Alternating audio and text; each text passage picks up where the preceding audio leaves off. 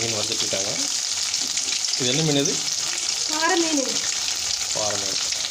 இதுக்கு என்னென்ன மிக்ஸ் பண்ணியிருக்கீங்க? மஞ்சத்தூள், மிளகாய்த்தூள், இஞ்சி பூண்டு பேஸ்ட்டு, மல்லித்தூள், பெப்பர்,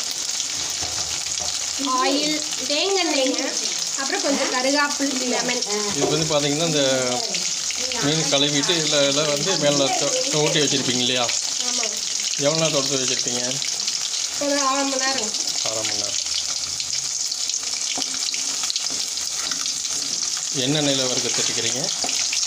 எல்லாமே நம்ம உங்கள் வீட்டில் கடலை எண்ணெய் தாங்க. அதான் யூஸ் பண்ணுறீங்க.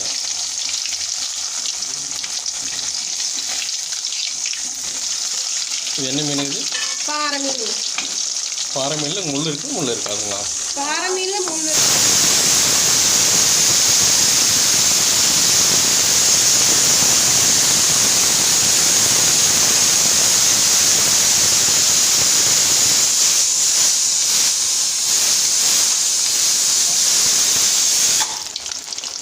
இது 1/2 கிலோ மீனுக்கு எவ்வளோ எண்ணெய் ஊற்றுவீங்க?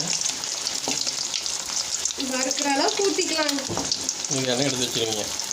வேறு எண்ணெய் ஒரே நாளில் யூஸ் பண்ணிக்கலாம். இந்த எண்ணெய் வந்து மறுபடியும் யூஸ் பண்ணலாங்களா, யூஸ் பண்ணக்கூடாதுங்களா? யூஸ் பண்ணிக்கலாம், ஒரு நாளில் யூஸ் பண்ணிக்கலாம்.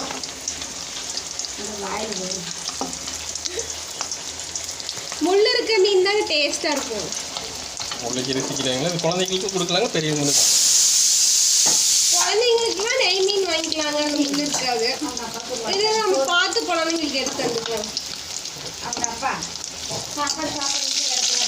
எப்படி டெய்லி சாப்பிட்டீங்களா, வாரம் மட்டும் வேறு எடுத்து சாப்பிட்டுருக்கீங்களா? டெய்லி மீன் தரலாங்க, நல்லது தானே.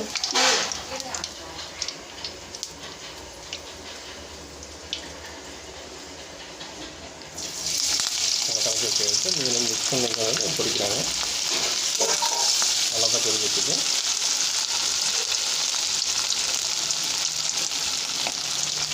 இது பாறை மீன் சொல்லிக்கிறீங்களா? பாறை மீன் மட்டும் தான் சாப்பிட்டீங்களா, வேறு மீன்களும் சாப்பிட்டீங்களா?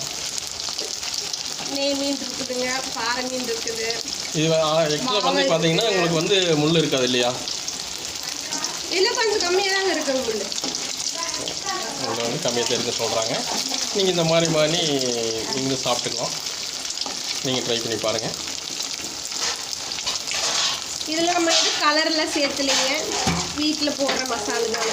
வீட்டில் போடுற மசாலா என்னென்ன மிக்ஸ் பண்ணிக்கிறீங்க சொல்லியிருக்கிறீங்க? பவுட்ருக்கு மஞ்சத்தூள், மிளகாத்தூள்,